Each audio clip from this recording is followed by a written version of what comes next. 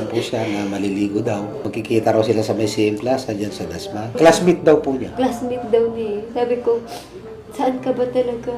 Ngayon, sabi niya, nasa CM Bayan daw siya naghihintay na. Walang kwentang nilalang.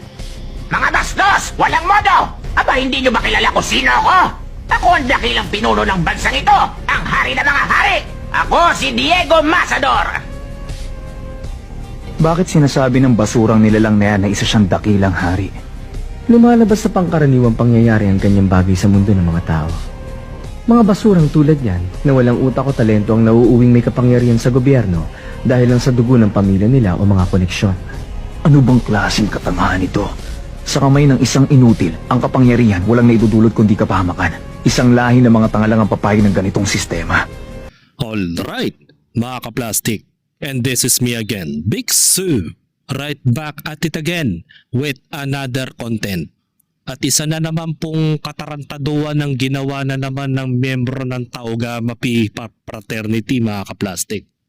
At ito ay isang malaking pagkakamali na naman na ginawa na naman nila ito. Napaulit-ulit ko na rin po itong sinasabi sa mga nakaraang kong content. Which is yun talagang ulit-ulit na nangyayari. Maglalaylo lang sila ng mga ilang taon, ilang buwan, tapos ganito na naman.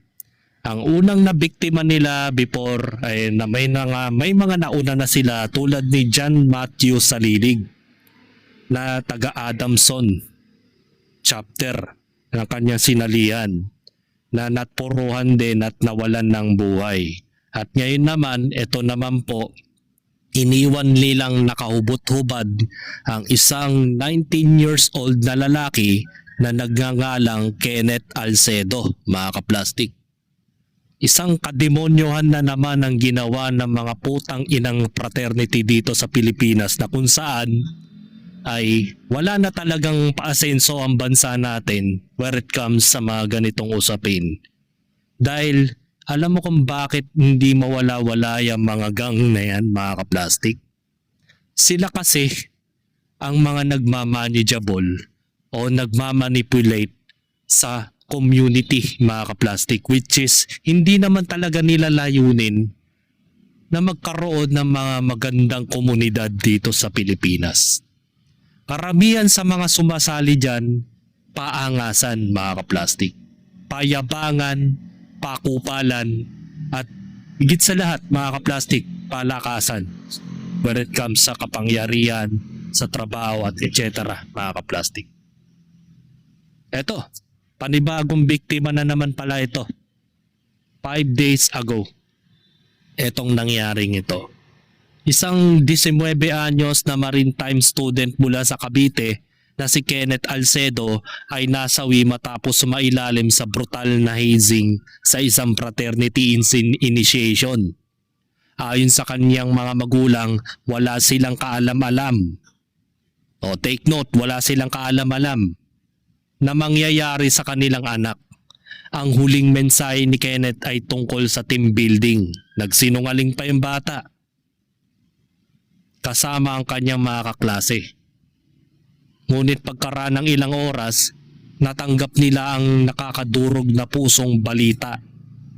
Kailangan nang isugod si Kenneth sa ospital at pagdating sa punerarya, nakita nila ang kanilang anak na hindi maayos ang inaalagaan. Hubot-hubad pa na nag-iisang lalaki na lang po. Kahit na makulit ang anak namin, sobrang pagmamahal namin dyan. June Alcedo, ang tatay ng biktima. Halos hindi mo padapuan ng lamok tapos ganon. Bilang nanay ang sakit. Gemma Alcedo ang pangalan. Nanay ng biktima. Nananawagan ng pamilya Alcedo ng hustisya at pananagutan ng nangyaring trahedya. Hindi dapat mangyari ang ganitong karahasan sa kahit anong sino kabataan. Wala naman mangyayari dyan, alam mo mga kaplastik. Paulit-ulit na lang pong nangyayari to. Ang ginagawa ng mga tarantadong gangster na yan, maglalaylo lang yan, patatakasin sa ibang bansa, maglalaylo sa ibang bansa, Ngayon pag lumamig na naman ang issue, back to the basic na naman. Papatay at papatay at papatay pa rin sila ng mga neophyte, mga kaplastik. Ganyan ang mga layunin nila. Ang katwiran nila, kasalanan mo yan. Dahil hindi ka matatag. Kapag ikaw ay napuruhan, basura ka lang. Pero kapag nabuhay ka sa kanilang initiation, ikaw ay verified na miyembro nila as mga siraulong nila lang dito sa Pilipinas. At sila ang dahilan kung bakit hindi nawawalan ng korupsyon dito sa Pilipinas. Sila ang yan ang maraming aspeto ng klaseng korupsyon.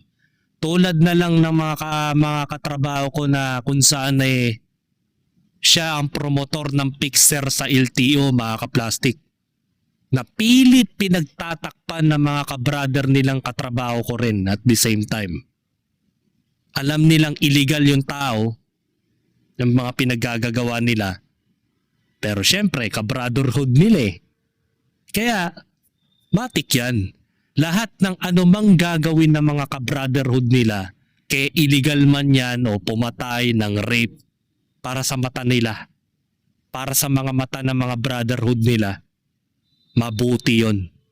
Parang yun nangyayari kay Norman Mangusin. Sa kabila ng lahat-lahat ng kademonyohang ginawa niya sa mga OFW, nambudol, nagnakaw ng mga pera ng pinaghirapan ng mga OFW na inaasahan nila na nakakarating ito sa maayos at maganda. Pero hindi eh. Ano ang nangyayari? Ginagawa nila, ninanakawan nila ang OFW ng harap-harapan. At ginagamit ni Norman Mangusin ang pangalang Akro, Alpacaparo, para makapangloko. Sa bagay, pare-pares lang naman sila eh. Pansinin mo yung mga miyembro ng gang, ano ang mga unang negosyo nila? Nightclub, illegal vendor sa sidewalk, tumatambay sa kahabaan ng sumulong highway, mga kaplastik, gabi-gabi. At disigit sa lahat, sila ang promotor kung bakit di nawawala ang korupsyon sa Pilipinas, sa mga gobyerno.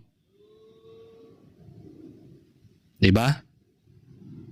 At hindi ko maintindihan bakit kailangan nilang gulpihin o palumpuhin yung tao para lang maging miyembro nila, mga kaplastik.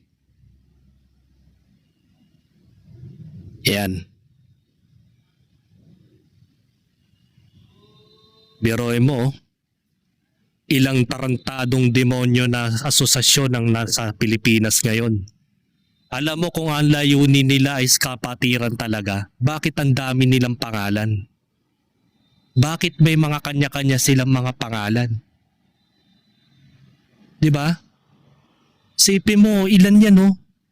Hindi ko na mabilang sa dami yan. Tapos iisa lang din naman ang hilatsa. Manggugulpi lang ng neophyte para lang maging membro nila. Bago ka nila kaibiganin, lumpo ka na. Diba? Pero mo sa dami niyan, bakit hindi na lang isa na lang ang pangalan nila? Bakit napakarami nilang pangalan na asosasyon lintik na yan? Diba? Dahil lang kung ang layunin ninyo is unity, community, pagkakaisa, kapatiran talaga, tunay, bakit ang daming pangalan? Ano ba layunin ninyo? Pera? Kapangyarihan? Yun ba? Halos lahat ng mga nahahalal sa gobyerno galing dyan eh. Lahat ng napopromote sa trabaho, may connection dyan. Tapos anong pinagagagawa nila? Harap-harapang nanggagago. Harap-harapan nagnanakaw. Diba? Kapag nahuli, pagtatakpan nila. Pagdating ng eleksyon, sila ang promotor. Susuportahan nila kahit mali yung tao. Di ba? Cognitive bias na nga kayo, napakabobo na ninyong mag-isip, susuportahan ninyo yung kabrother ninyong magnanakaw. Iboboto nyo sa eleksyon tapos pag nagkaroon ng problema, nga. Ito na naman tayo, panibagong problema na naman ng Pilipinas. Diba? Kita mo yan? Ilan yan? Sa dami ng samahan na yan? Halos iisa lang naman ang mga katarantaduang ginagawa niyan kapag sasali ka sa miyembro nila. Dahil ang layo nila na mapabuti ang komunidad. Pucha, makakakita ka sa labas, may nag-iinuman. Naka-uniforme pa ng mga frat shirt. Para hindi nga naman sila galawin. Kahit mga kapulisan, hindi sila makayang galawin kasi magkaka-brother nga ni. Bububuo kayo ng samahan, hindi nyo kayang disiplinahin yung mga tao ninyo. Diba? Dapat talaga, iba na talaga lahat yan, mga kaplastik. Yan ang pinaka-problema eh. Yan yung pinaka-ugat kung bakit hindi umaasenso ang Pilipinas, mga kaplastik. Kasi nga, nagkukonsintihan sa mga kasalanan ng mga paborito nilang politiko. Nakikita nyo yan. O yung leader ng bansa natin, isang miyembro yan ng isang gang. Nagtatakipan dahil nagsisilipan ng mga baho. Di man nila napabanggit ng kanilang samahan. Halata naman kasi magkaka-brother sila eh. O sabi nitong hindorotot na poser na to, huwag kayo mag-focus sa mga pagkakamali lang. Tignan nyo rin ang mga naitulong ng kapatid. Ano naitulong? San? Parang hindi ko yata ramdam. Baka kayo lang nagtutulungan. Pagdating nga sa ayuda, kayo ang priority, di ba? Pagdating sa mga bigayan ng mga ayuda, kayong unang nakikinabang, di ba? Hindi na nga nakakarating sa mga walang pangalan, di ba? Ano sasabihin namin na tingnan namin na naitulong nyo? Anong naitulong nyo? Perwisyo? Sa kalsada? Sa trabaho? Di ba? Pag hindi nyo ka-brother, pagkakaisahan ninyo. Di ba mga bugok? Tsaka dito rin nagmumula yung supply ng mga shabu eh. Dito rin mga ka-plastic. Kaya nga hindi mawawala-wala ang droga sa Pilipinas dahil sila mismo ang source. Kaya magtataka ka kapag miyembro ka nila eh. Biglang yumayaman nang hindi mo alam kung paano nila nakuha yung pera eh. Pero may kapitbahay kami, wala nang malamon. May Aerox. May Honda Click. Tatlo motor, walang makain. Diba?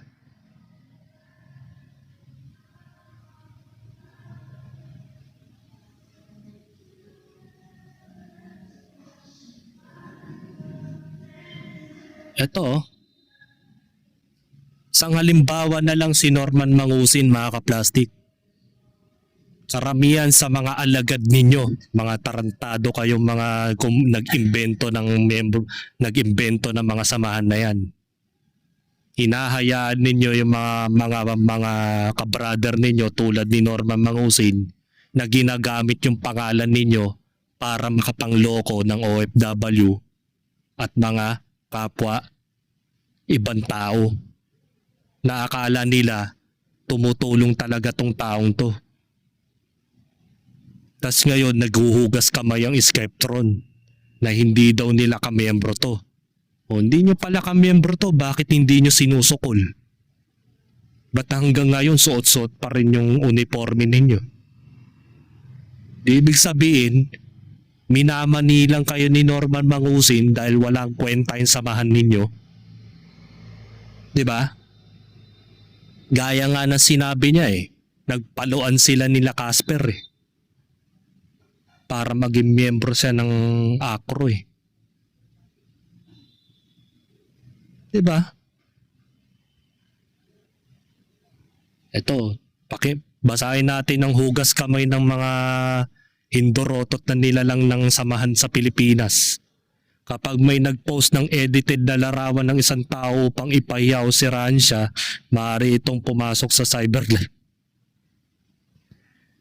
Ano ba to? Ano ba tong binabasa ko? Pinagtatanggol niyo ba to o something na ano?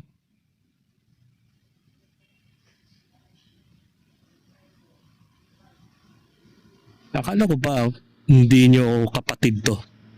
Ba't parang ang pagkakapost niyo parang pinagtatanggol niyo si Norman? Yan maaari rin itong may turing na libel o defamation sa ilalim ng Revised Penal Code. Ito. Paggamit ng larawan ng walang paintulot sa ilalim ng Data Privacy Act. Mahalagang tandaan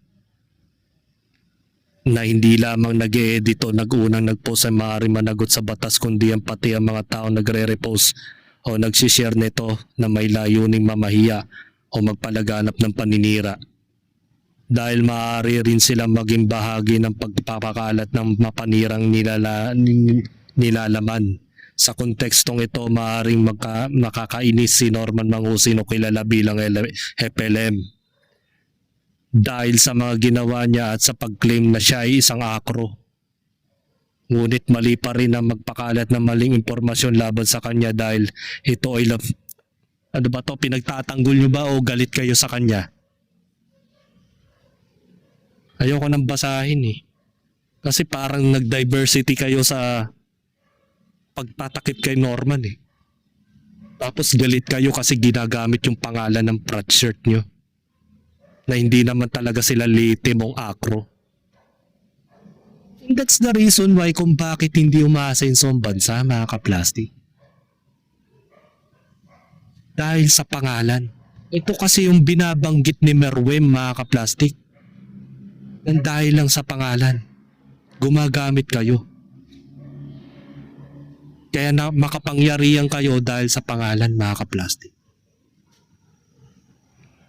Bago tayo magtungo dun sa nangyari kay Kenneth Alcedo, punta muna tayo dito kay John Michael Salilig, mga kaplastic, which is nangyari ito 3 years ago na ni-reaction video ko rin, mga kaplastic. Eto, panoorin natin video. Nung nauso yung mga hising, hindi nila mabanggit-banggit yung mga pangalan ng fraternity na yan. Ngayon, buti nga nababanggit na nila Kaya eto, panoorin natin yung video, mga kaplastic. At malalaman ninyo na binanggit din nila yung mismong frat, mga kaplastic. At panoorin natin at ang daming hazing victim dito sa Pilipinas. Taon-taon, laging may ganyan. Diba? Hindi ko alam kung bakit na... Diba? Taon-taon may namamatay na neophyte. Tapos ang gobyerno, maging yung mismong counseling nila o mismong samahan nila, walang ginagawang aksyon. Kasi ang gagawin nila, patataguin nila sa ibang bansa yung tao. Palalamigin lang ang issue. Tapos pag hindi na napag-uusapan, since iba na naman yung nagbabiral sa social media, balik na naman sa dati. Mandidemonyo na naman ng mga taong inosente na pasasaliin sa kanilang grupo. Tapos sasabihin na naman ng founder nilang bugok na wala po kaming kinalaman sa mga anumang nangyayari sa baba o sa mga miyembro daw kuno. At tinatanggi nila na hindi daw nila kamiyembro ang gumawa nito. Hugas kamay nga. Kapag pumalpak sila, sumablay sila sa mga ganung bagay, sasabihin nila hindi nila kamiyembro ang gumawa. Diba, Coops? at panoorin natin at ang daming hazing victim dito sa Pilipinas. Taon-taon laging may ganyan. Hindi ko alam kung bakit na marami pa rin may gustong sumali sa mga bullshit na fraternity dito sa Pilipinas, at dumarami na po sila ha. Mga ka-plastic, panoorin natin to. Ang mapait na sinapit ng 18 taong gulang niyang anak na si Raymark Rabotaso o mas kilala bilang RR. Isang taon na ang nakalipas matapos mamatay si RR sa hazing sa initiation rites ng Tau Gamma Phi Fraternity. Tadtad ng sugat at pasa sa katawan si RR na makita ng kanyang mga kaanak sa morgue noong March 20, 2022. Hindi po makataong ginawa, masahod pa po sa Demonyo hayop. talaga mga taong Ginawa to. sa anak ko. Crack po yun sa niya sa ulo niya, tapos po yung sa ngipin, nadali na din po yung kidney niya. No, isipin mo yon. Ipapadel ka, syempre. Pag pinadel ka, usually ang dapat nilang ipadel yung likuran ng iyong hita. Pero unfortunately, yung mga ginawa nila pambubugbog na eh. Pinatay na nila yung tao. Kasi pag nag-recruit ka bilang isang neophyte, mga ka-plastic, nakasalalay na kasi yung buhay mo dyan eh. Hindi nila alintana ng sasali sa mga ganyang samahan na isipin nila na mabubuhay pa sila, ganun. Isipin mo 60 plus full swing ang gagawin sa'yo. After kaya nun, buhay ka pa kaya nun. Tapos yun nga po, may mga pasok. Nanumbalik daw kay Miriam ang karumaldumal na sinapit ng anak na mabalitaan niya ang sinapit ng Adamson student na si John Matthew Salilig sa kamay ng kaparehong fraternity.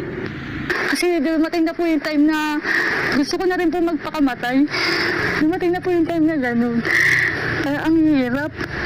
Pinalaki ko ng ganyan eh. Pitik, hindi ko po nasasaktan yung anak ko, napapagaling. Kung mapapansin mo yung mga sugat, parang pinaso siya ng Yossi, mga ka-plastic eh.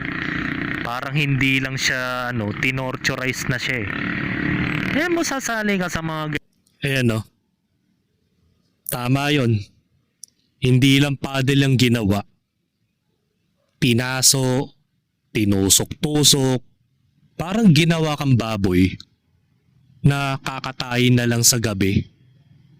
Tapos lalagyan ka ng tatak ng kung ano-ano.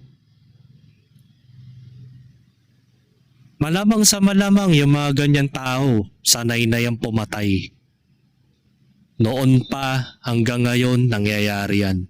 Kasi ang rason nila, hindi ka karapat dapat maging miyembro namin hanggat hindi ka nagugulpi. Kasi yan ang kultura nila eh. Hindi ko alam kung saan nanggaling yung klaseng katarantaduang gugulpihin mo yung tao, lulumpuhin mo yung tao para lang maging kamiyembro mo. After nun, anong mga benepisyo na? Ano mga benepisyong kainatnan nila? Connection? Pain? Yun ba yun? Diba? Tapos pag napuruan yung tao, sasabihin nyo, hindi nyo kamembro yung, hindi namin mga kamembro yung gumawa niyan. Mga ulul. Ganyan samahan, ganyan ang mga attitude ng mga kupal na yan, mga TGP na yan. Yan kasi bago sila gumawa ng mga ganyan, initiation rites, aayain nila ng inuman yan eh. Siyempre, pag nag-set na ng inuman, automatically pupunta yan dyan sa lugar na kung saan eh, wala masyadong tao at parang bodega na yung bahay. Doon kayo magse-set ng inuman, and then kapag nalaman nilang hindi... Masakit pa niya, may kasama mga bakla yan, mga silais, bakla, di nawawala yan. Ayayayain ka ng inuman. Hindi lang gulpi ang aabutin mo dyan, haharasin pa yung sexualidad mo. Yun ang hindi alam ng mga magulang. Pero meron alam yan kasi dumaan din sila sa mga ganyan eh. Walang magulang na hindi dumaan din sa mga prat na yan. 'Di ba? Alam nila yung mga kalakaran kung paano nila binababoy yung mga neophyte nila. Parang kagaya lang sa bilibid yan mga kaplastik eh. Ayoko lang ipakita yung sinave kong video na kung saan yung bagong kakosa nila sumailalim sa initiation rites. Ang ginawa nila bago nila pinadel, pinasubo nila ng kanilang burat. Bawat isa. Diba ang tindi? Hindi lang sila tunay na lalaki, tunay pa sila is mga baboy. Kaya that's the reason why maraming single mom na miyembro ng mga yan. Kasi nga bago ka maging miyembro, tila balde ka eh. Kaya pansinin mo mga ugali, mga attitude ng mga sorority tsaka ano ba tawag dun sa iba? Sorority basta may isa pa eh, may tawag sa kanila eh. Sa acro yata, sorority. Sa Taugama yata nakalimutan ko. Mamaya i-comment nyo na lang. Yon. Bago nila maging miyembro, pinipila balde nila yan. Kaya tingnan mo mga ugali ng mga kababaihan nila. Mga walang yan na mananilta, magagaslaw na, puro mga salitang green jokes na minsan hindi na normal para sa isang babae. Diba? Di ka pa miyembro nila at gusto ka nilang gawing miyembro, ganun ang gagawin nila eh. Ise-set up ang inuman and then pag nalasing ka na, pipilitin ka nilang sumali sa mga ganyang samahan. And then hindi mo na maiisip kung mayroon pang buhay na babalikan ka eh after ng ganun eh. Mga kaplastik eh. Medyo laktawan natin ng konti. May nagmamakaawa, sa patawarin na yung anak nila at nagsusugat-sugat na daw po sa kulungan. Sinagot ko po ulit, buti nga yung anak nila nagsusugat-sugat sa kulungan, buhay. Yung anak namin, kinakain na nauod sa sementeryo. Yan na nga yun. Hostisya rin ang panawagan ni Lenny, nanay ng isa pang hazing victim at University of Cebu student na si Ronel Baguio. Tau Gamma Phi Fraternity rin ang nasa likod nito. Bangkay na rin na maabutan ni Lenny ang anak sa isang ospital sa Cebu noong Disyembre. Humarap siya kanina sa isang press conference kasama ang Public Attorney's Office. Pagtingin ko po, yung hita niya po puro sugat. Putok-putok na po yung hita niya, tapos kasi yung binti niya din po, may yung nakita niyo po sa picture na magapo at puro pasa, tapos manas na po yung... Alam mo ang katwiran ng mga tarantadong pratmen, mga kaplastik, sasabihin sa'yo mahina kang nilalang kasi hindi mo kinaya yung mga kanilang pagsubok. Saan ka pa nakakita ang pagsubok? Hindi na initiation rites ang tawag dyan. Pagsasadista na. Torturize na talaga. Diba? Hindi lang papalu-paluin ka. Tutusok-tusukin ka kung ano man ang bagay na mapupulot nila. Tangina, makatao ba yung tawag nila dyan? Yan ba tinatawag nilang kapatiran? Bababuyin ka muna. Lalapastanganin ka muna bago ka nila maging kamiyembro. Putang ina, kahit sa Biblia wala akong nabasang ganyan eh. Para maging kapatid ka nila, ganyan ang gagawin. Wala sa Biblia yun, mga kaplastik. Hindi ko nga alam kung saan nila napulot yung ganong klaseng proseso para maging miyembro nila. Tapos pag hindi ka sumali, tawag sa'yo kaduwagan. Tangina, di bali na, I rather na tawagin ako na duwag kaysa naman mamatay sa kabubuhan. Diba? Hindi ko alam kung bakit hindi ito binaban. Bakit hindi binubuwag ito sa Pilipinas? Ano ba naitutulong nun? Hindi ko nga ramdam kung may naitulong ba talaga sila eh. Wala naman, di ba? Baka sila meron. Sila lang. Kasi napapansin ko, sila lang ay nakikarapatang magkaroon ng magandang trabaho. Uso ang backer system sa Pilipinas kasi may koneksyon kang ka-brother sa loob ng opisina. Napopromote ka sa trabaho kahit bobo ka. Kasi meron kang koneksyon sa loob dahil ka-brotherhood mo sila. Inukonsinti ang mga illegal mong negosyo. Sasabihin lang nila, it is just blah blah blah.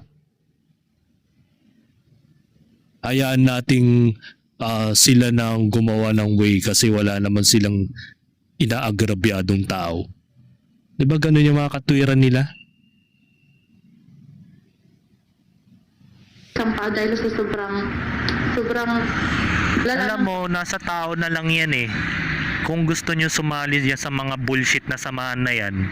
Kasi ang layunin lang naman yan, kaligayahan eh.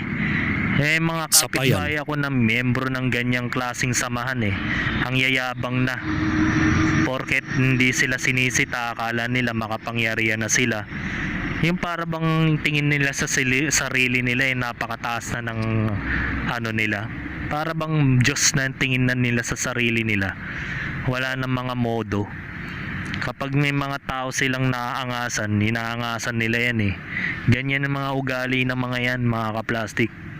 Sobrang akala mo hindi sila magalaw-galaw kasi. Tingnan mo. Ako kasi wala akong sinalihan na kahit anong bullshit na putang inang yan na samahan na yan. Yun ay dahil hindi ko gusto yung mga kalakaran nila. Mahirap kasi yung parang sila ang nasusunod.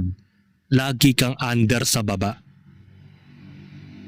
Hindi ka wala kang kakayanan na kalayaan na gawin mo yung desisyon mo para sa sarili mo para umangat ka eh. Ang lagi-lagi na lang priority mo, yung sila na lang lagi ang dapat maangat. Ganun kasi sila eh. Kaya ang rason dyan kung bakit ako arsar dyan, kasi yung pagtrato nila kapag hindi nila ka-brotherhood, ang tingin sa'yo masamang tao. Minsan, sa simpleng bagay lang na makikipag-usap ka sa kanila, matabil ang mga dila niya. Mga walang modo magsalita yan, mga yan. Seryoso. Para ka nakipag-usap sa demonyo. Halimbawa, babatiin mo sila. O magandang araw po. Ano ang reply nila? Anong maganda sa araw? Bla bla bla bla. Ganito na niya. Yun ay pambubungad sa'yo. Tapos pagtatawa ng kanila. Hindi ko alam kung anong klaseng trip nila sa buhay. Porket hindi nila ka-brother, tinatarantado nila. Ganun sila tromato ng ibang tao. Ano sasabihin mo may magandang naidulot kayo sa komunidad? Kung ganun yung asal nyo. Tapos gabi-gabi naglalasing kayo. Gabi-gabi nag-i-stereo kayo. Wala kayong respeto sa kapitbahay ninyong may sakit na senior citizen. Nagpapatugtog kayo na parang nag-iisang bahay lang kayo sa buong barangay. Biruin mo alauna ng madaling araw, nagpapatugtog pa ng kantang buksan mo, papasukin mo ko. Na napakalakas pa ng kanilang amplifier. Yan ba magandang komunidad na naiambag ng Taogama? Ng Akro? At kung ano-ano pang putang inang pangalan ng fraternity na parang ang babaho ng pangalan? Kaya maraming sumasali dyan mga kaplastik. Yun ay dahil sa power. sa connection. Wow, sabihin mo lang, brother, gusto kong magnegosyo kaso wala akong permit eh. Baka pwede naman magnegosyo ako ng walang business permit. O sige, ako nang bahala sa'yo. Kapag may sumita sa'yong pulis, lumapit ka lang sa akin, sabihin mo, ako si bla bla bla bla bla. Di ba ganon? Di ba ganon kayo? Kaya nga tingnan mo si Norman Mangusin, ang lakas ng loob maggumawa ng illegal, harap-harapan kayo niloloko. Ginagamit niya yung humanitarian kuno niya. At sinusuot pa yung acro shirt. Kasi nga, nakikinabang din kayo sa mga ginagawa ni Norman. Kaya hindi nyo magawang sukulin yung tao at disiplinahin nyo yung taong peke daw na miyembro ng ACRO. Diba?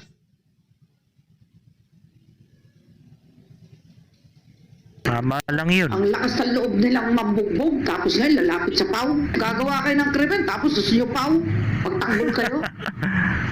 Makapangyarihan kayo, bakit kayo nanghihingi sa PAW? Dapat mag-upa kayo ng private lawyer. Huwag kayong manghingi sa PAW. Mga makapangyarihan nga kayo, di ba? Ang yayaman ninyo ang dami nyong pera kaya nga kayo yumayaman dahil sa fraternity, dahil napakarami nyong connection, mabilis kayong umaasenso sa buhay. Tapos manghihingi kayo ng tulong sa PAW para protektahan ng inyong rights bilang isang suspect na pumatay kayo ng mga inosenteng tao na hindi nyo naman pala balak gawing miyembro. Yan ba matatawag na samahan? Alam mo, ang tunay na samahan, mga kaplastik, ay yung manampalataya ka sa Diyos eh. Di mo kailangan ng mga kaibigan na plastic na dahil lang sa samahan kaya kayo nagre-respetuhan. Pero kung hindi ka miyembro, hindi ka re-respetuhan, mga kaplastik. Ganyan mga ugali niyan eh. Pag hindi ka miyembro, pasto sila. Ang trato sa'yo, mas hampas lupang nila lang. Ganon. Ganyan yung tingin sa'yo napakamata pobre yan. Meron ako na engkwentrong katrabaho nun. Tawag sa akin, hampas lupa. Kasi hindi ako miyembro eh. Tawag sa akin, walang bilang. Diba? Ang gagaling ng mga bibig ninyo. Ang lilinis nyong tao, diba? Pero yung mga gawain ninyo, illegal. Kayo nga mismo nagkwento, di ba? Nagbebenta kayo ng shabu. Tapos yung isa, proud pa na kumikita sa LTO as a fixer dahil may connection siya sa Anonas branch ng LTO. Di ba? Proud. Proud to be Triskill yun, mga kaplastik. Sobrang ganda ng Pilipinas. Piliin mo. Di ba? Ang inang miyembro to. Sino kayang bugok na para maipakita natin na talagang napaka-faithful ninyo sa mga guru ninyo, sa mga maestro ninyo. 'Di ba? Kahit si Attorney Persida Acosta, banas na banas sa inyo eh. Ang inang yayaman ninyo, hihingi kayo ng public attorney's office ng abogado. Kapal naman ang mukha nyo.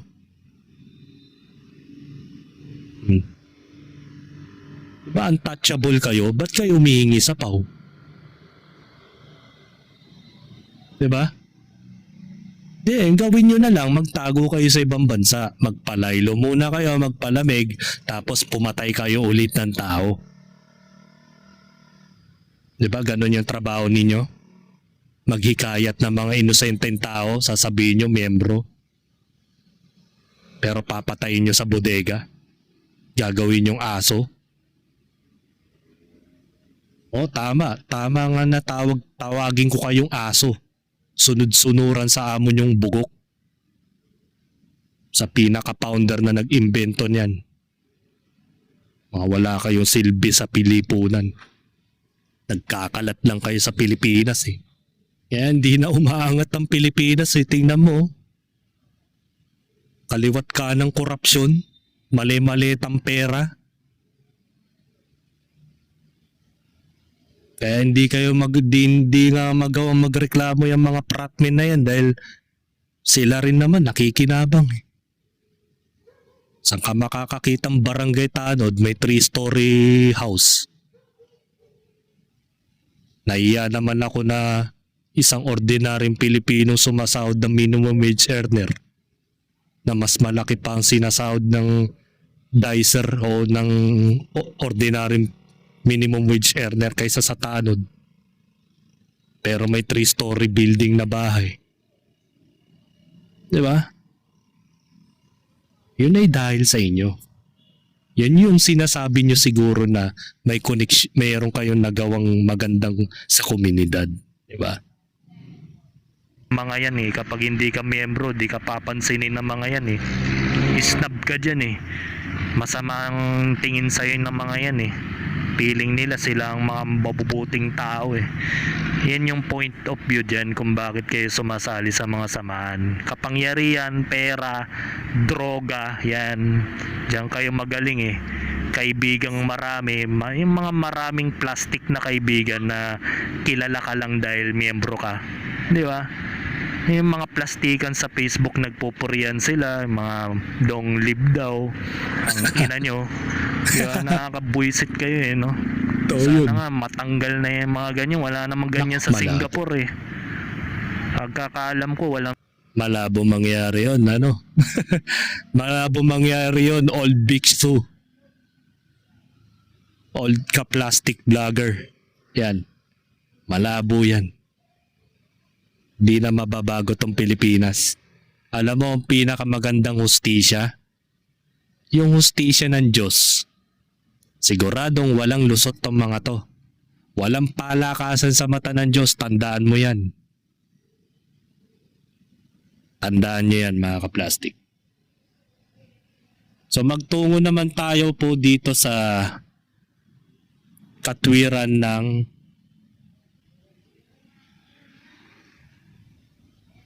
ito.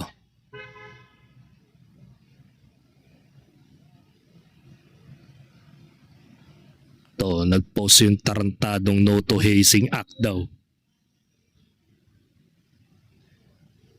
Statement of support and commitment. No hazing daw. Taragis kayo. We had official representative of respective Tau Gamma Pi chapter and the Alumni Association hereby declare our official support and commitment to the call maybe the UP Tau Gamma Pi Alumni Association and or founding fathers. Kasi karamihan kasi sa mga nagre-recruit, mga college, sa college po yan. Sa mga UP, Ateneo, etc. Nagre-recruit sila. Hinihikayat nila yung mga hindi pa miyembro. Pinipilit nilang ipamiyembro para lang gulpihin at patayin nila, mga kaplastik. Kasi pag hindi ka nila miyembro, panggigigilan ka dun eh. Masamang tao na tingin sa'yo ng mga yan, mga kaplastik. Pakiramdam nila, demonyo ka sa paningin nila kasi hindi ka sumali sa kanilang samahan. Ganon sila. Tapos naguhugas kamay itong mga tarantadong to na sinasabi daw nila na anti-hazing law daw. Many have been sa blah blah blah blah reputation, public image, credibility have suffered a tremendously due to the reported and unattended consequences and some our initiation activities. Despite in the fact that such alleged occurrence were limited to a few of our chapters, and the entire body of our organization has been negatively impacted by this unfortunate event.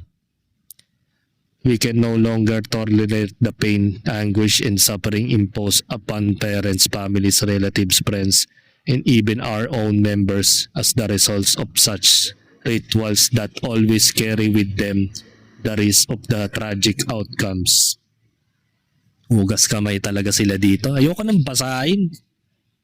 Talagang itinatanggi nila. Ayaw nilang aminin. Sila talaga may kagagawan. Ito kasi yung ano nila, interview from Recibo GMA. Panorin na lang natin to. Susunduin ko po sila ngayon. Susunduin ko po sila ngayon. Nagpaunlak sila ng panayam para ibigay yung kanilang saloobin hinggil sa pangyayaring ito kung saan isa na namang estudyante ang namatay dahil po sa initiation. Paglilinaw ng Tau Gamma Phi Global, hindi kabilang sa kanilang grupo ang mga gumagawa ng ganitong uri ng initiation rites. Pwedeng miyembro daw ang mga suspect ng Ang inang yan. Ayan na naman na sinasabi ko. Sasabihin na naman nila hindi nila miyembro yung gumawa. Todo paglilinis sila, mga kaplastik. Bakit ganun kayo? Pinipilit ninyo sa sarili ninyo na wala kayong kinalaman. Diba? Bakit ninyo ginagawa yun? Parang pinapananatili ninyo na tinotolerate ninyo sa sarili ninyong grupo na tama yung ginagawa ninyo. Kasi may napuruan kayong tao, sasabihin ninyo hindi nyo kamembro. Ngayon pag matatag yung tao, malakas ang resistensya sa palo ninyo, sasabihin ninyo tunay na miyembro siya, matatag na tao. Hindi daw kamembro ang gumawa. Eh sino? Paglilinaw ng Tau Gamma Phi Global, hindi kabilang sa kanilang grupo ang mga gumagawa ng ganitong uri ng initiation rites. Pwedeng miyembro daw ang mga suspect ng tinatawag nilang National Executive Council o NEC. Isa raw itong paksyon na hindi sumusunod sa mga paniniwala at patakaran ng Tau Gamma Phi Global. Nadadawit po ulit ang pangalan ng fraternity dito ho sa pinaka-latest na di umano'y insidente ng hazing. Ngayon naman sa Cavite, isang 19 years old po ang sinasabing biktima. Well, hindi lang kami nalulungkot eh. Nagagalit na kami. Kasi we have been trying to fix this thing. Kaya alam, talaga merong mga bumitigil. Yung mga nagsasabing, save the tradition, maririnig mo yan. Ipaliwanag nyo, sir. Kasi we were just... Hindi nyo na, aminado kayo, hindi nyo nakokontrol yung mga miyembro nyo. Diba? Hindi nyo nakokontrol. The way na may sarili na silang mundo. Kayong mga founder dyan, wala kayong magawa. Kayo ang nagsimula, tapos hindi nyo kayang pigilan yung mga tao. Oh, ano na mukha sa inyo? Saling kit-kit na lang kayo? Kayo mismo nagpatatag, tapos ang sisira lang yung mga mabababang tao? Hindi nyo kayang pigilan, no? Gagawa-gawa kayo ng karugisan sa buhay, no? Hindi nyo kayang linisin, no? No? Alam mo, magandang solusyon dyan. Maban na kayong lahat. Ano bang saysay ng mga yan? Kesyo, hindi daw dapat tanggalin yung mga old tradition. Paano? Meron kasi silang psychologically problem na naa-arouse sila kapag may mga tao silang nagugulpi. Nasisiyahan kasi sila kapag nakikita nilang nalulumpo yung mga tao. At palagay ko, pinagtatakpan mo lang kasi sila. Tawag nyo nga dun, NEC. Hindi nyo kamembro eh. Maaari ba yun? Nakikita ko yung mga videos ninyo sa YouTube. Ayoko lang i-play kasi mako-community guidelines lang ako eh.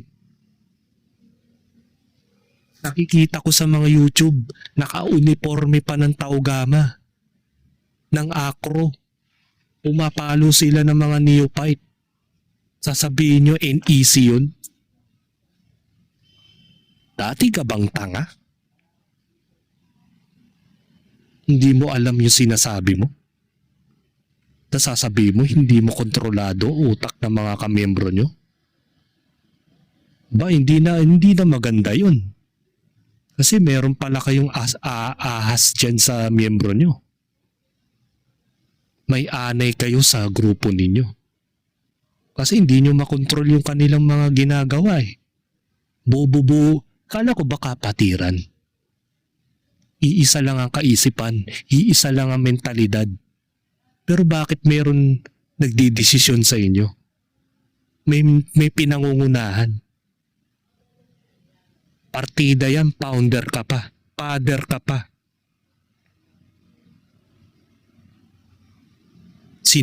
Sinuway kayo ng ganun-ganun lang ng mga kamiyembro nyo na mabababa lang. So ibig sabihin, mahina ka palang nilalang. Hindi mo pala kayang pigilan. Pero mo taon-taon na lang may namamatay sa miyembro na may namamatay sa mga neophyte ninyo. Hindi na yan initiation eh. Murderer na kayo eh. Namamasaker na kayo ng tao. Kaya kayong mga magulang, maging mulat kayo sa katotohanan. Di porket miyembro din kayo ng Taogama, pababayaan nyo na lang yung anak ninyong ipagulpin nyo sa kung sino-sinong tao. Tapos iiyak-iyak kayo dahil kesyo na namatay yung anak nyo, hindi nabigyan ng hustisya. Kayo rin naman ang nag-allowed eh. Diba? Been trying to fix this thing. Kaya lang talaga merong mga bumitigil, yung mga nagsasabing save the tradition, maririnig mo yan. Ipaliwanag niyo, sir. Kasi we were just a student organization eh. Okay? And ang mali ng University of the Philippines Diliman Mother Chapter ay hindi kami nag-institute ng sinatawag na chartering. Ang chartering ay tulad ng prangkisa na bago ka magsimula, kumuha ka ng authority sa mga nag-invento, nagsimula. Hindi nangyari yon. And nangyari, nagkaroon yung autonomy na yun, and independence, naging chaotic. Di ba? Kasi nagkanya-kanya, matitigas ang ulo, lumabas na yan. Inaamin namin na ang fraternity namin ay hati. Merong grupo, ang pinakamalaking pagkakahati namin, merong grupo na anti-hazing, merong grupo na pro-hazing. Ang problema din sa mga demonyo in short. Kasi naniniwala ako, yung mga pagbobobo na samahan na yan, hindi na layunin yan isa unity. Nagkakaroon ng mga sangasangang issue, mga sangasangang samahan. Medyo nawala ako, aso kasi. So yun, hindi mo pala kayang kontrolin kasi naghati-hati. Diba? Yan kasi yung mangyayari. Yan kasi yung tendency since dumadami yung mga chapters ninyo. Di ko mo yung mga chapters na yan sa iba't ibang lugar ay mangangahulugan na iisa lang ang kaisipan niyan. Iisa ang layunin, iisa yung mga mentalidad. Ngayon, dinadivert mo nyo dahil hindi nyo makontrol ang utak ng mga tao. Yan na nga ang sinasabi ko sa inyo. Yung pagbubuo-buo nyo na samahan, wala kasing ginodiyos yan. Gaya ng sinabi ko sa recent content ko, mga hindi na naniniwala sa Panginoong Jesucristo yung mga ganyan tao. Kaya pansinin mo yung mga symbolic ng mga fraternity logo nila. Sa demonyo na. Diba? Yan yung symbolic na kung saan nagkakaroon na ng divided ang kanilang mga paniniwala. The more na dumadami kayo, the more na nagkakaroon ng divide yan na parang isla. Nagkakahati-hati na kayo. Diba? Tingnan mo yung nangyari sa Eagle na yan, Eagle Fraternity na yan. Diba may nag-away, may nagkiklaim na sila daw yung unang nag-imbento niyan. Nag-aaway sa pangalan, yun ay dahil kapangyarihan, pera. Hindi ninyo na makontrol yung mga utak ng mga kamiyembro nyo. Yan ang nagiging tendency. Nagiging salot sa lipunan. Next year na naman, makakabalita ka na naman na may papatay na naman tong mga kamiyembro nyo. O ano na naman nasasabihin nyo, ganyan na naman ulit. Same thing, napaliwanag. Kung ako sa inyo, tumiwalag na kayo, buiban nyo na yung mga pangalang yan. Alisin nyo na yan. Wala naman magandang naidudulot sa Pilipinas yung ginagawa ninyo eh.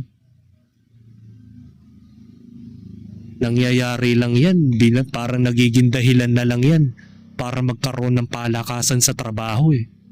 Para magkaroon ng palakasan sa ayuda. Para magkaroon ng palakasan sa koneksyon ng mga tao.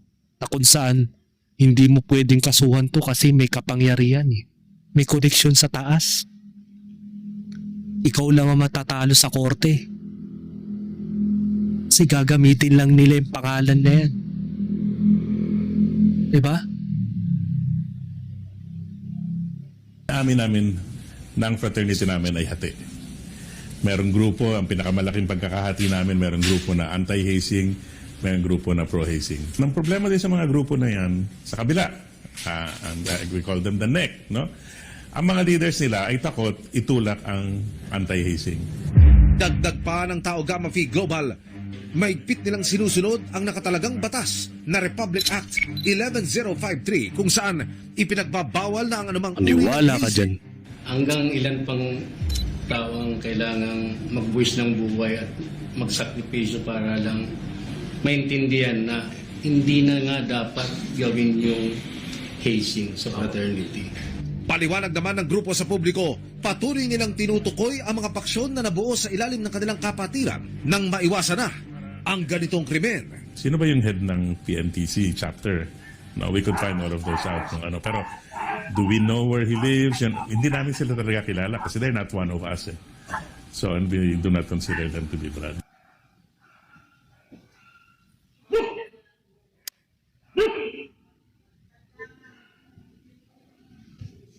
Ayan.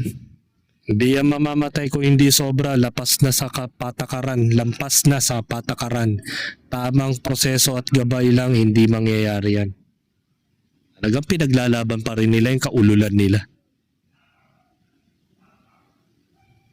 Ayan, sabi nga dito ni Ken, alisin na ang tradisyon, sang-ayon ako dyan. Hindi na tradisyon, alisin na lahat ng mga pratmen na yan. Huwagin na lahat. Ipapa-baby, ending, sira ang kapatiran, laglagan, strong will survive. Ayan kasi ang mga rason ng mga bugok. Trust issue. Trust issue. Di nyo alam mga gagawin ninyo sa kabrother nyo. Kahit pinsan nga, harap-harapan nga, asawa mo. Pinipindeho ng kabrother mo, di ba? Di ba ganyan kayo? Naggagabitan kayo ng asawa?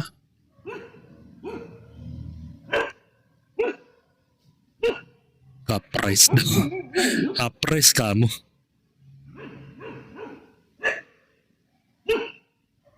Strong survival. Ayoko nang basahin pa mga bullshit na mga comment eh.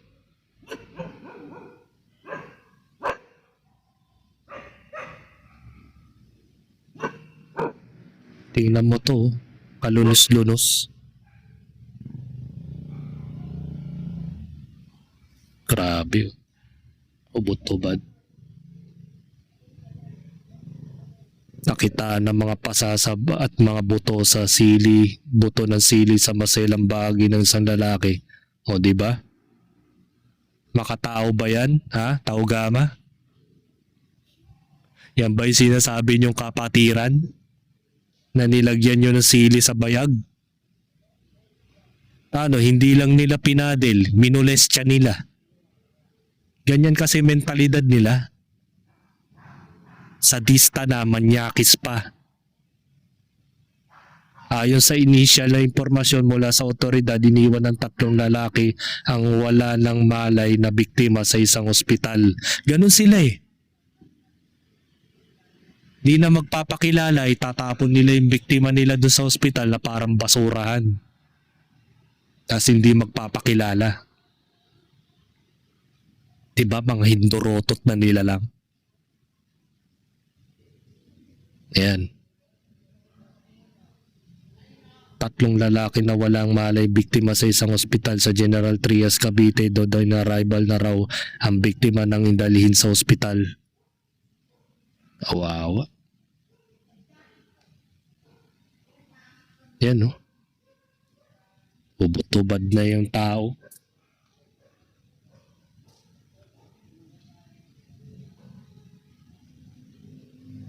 Puro kayo hustisya. Dapat yan. Buwagin na ninyo yung mga samaan na yan. Tapusin nyo na at alisin na yan sa Pilipinas. Lahat ng uri. Walang matitira. Kasi ito yung nagiging pinaka-source ng korupsyon sa Pilipinas eh. Kung bakit hindi mawala-walang bulok na sistema ng bansa natin eh. Dahil dyan eh. Maging sa mga trabaho, ganyan din. May nangyayari ding anomalya. Diba? Yun oh. Di kayo naawa sa biktima.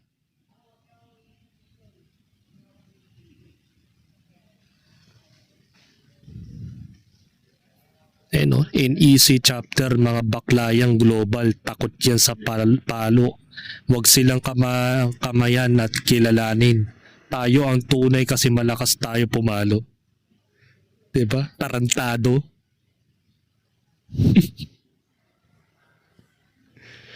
Ay, nako. Maski yung mga to, against sila sa mga founder nila. Na in-interview ni Emil Sumangil. Only the strong will survive kamo. Ulul. Sa atin mga lords, para tayong mga warrior, mga ulul. Astig masarap ang full swing, 360 pa. Siguro kung sa ulo mo ipo-full swing, masarap talaga yon. Nung may namatay, inisi chapter mga Taogama Pi Global, wag naman kayong ganyan, iisa lang tayo na dinadala na pangalan. Para naman kayong mga hindi brad, sinisiran yon name ng prat natin. Capital N na please. Tama na, iisang name lang tayo, capital R. Respeto naman please. Kupal, no? No, yan nga yung sinasabi ko. Pag walang nauhuli, isulong ang tradisyon ng palpaluan, global TDAP. Parang ba yan. Mga walang kwenta, hindi kayo legit, wag sila kamayan. Basta pinalo lang ng palo astig. Sikat tayo, mahalin ang tradisyon. Pero pag may namatay na, itolisa lang tayo na dinala ng pangalan ng prod. Huwag kayong ganyan dapat, di ba? Drama. Tangina. Mood swing ba yan? Hindi na full swing eh. Mood swing. Bugok.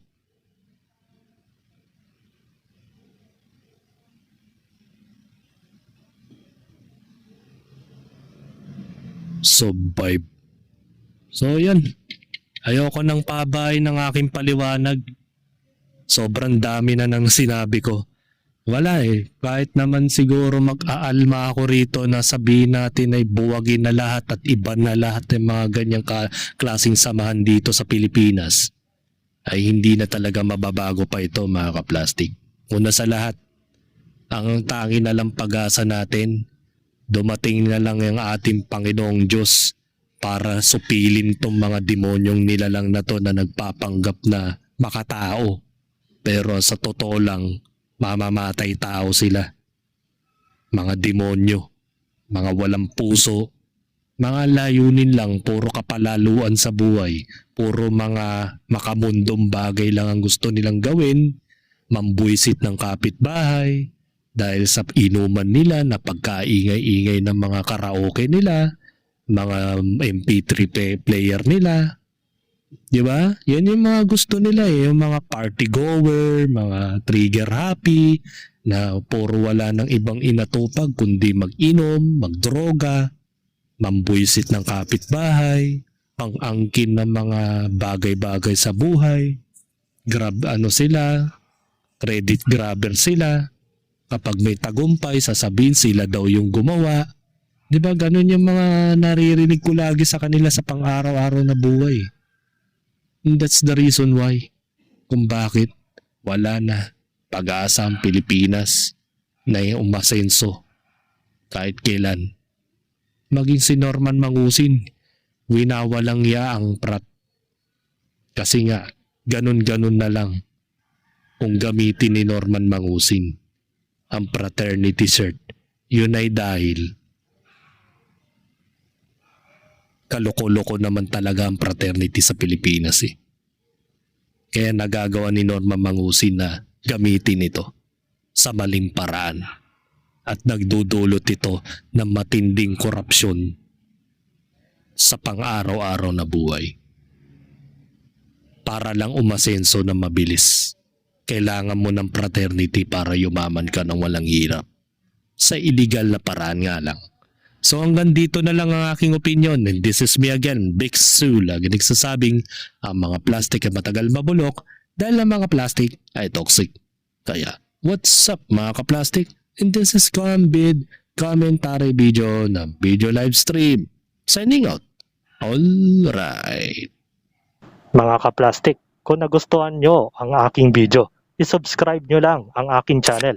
At the same time, i-hit nyo rin ang notification bell at yung all para ma-notify kayo sa aking susunod ko pang video sa aking YouTube channel. Maraming salamat po mga ka-plastic.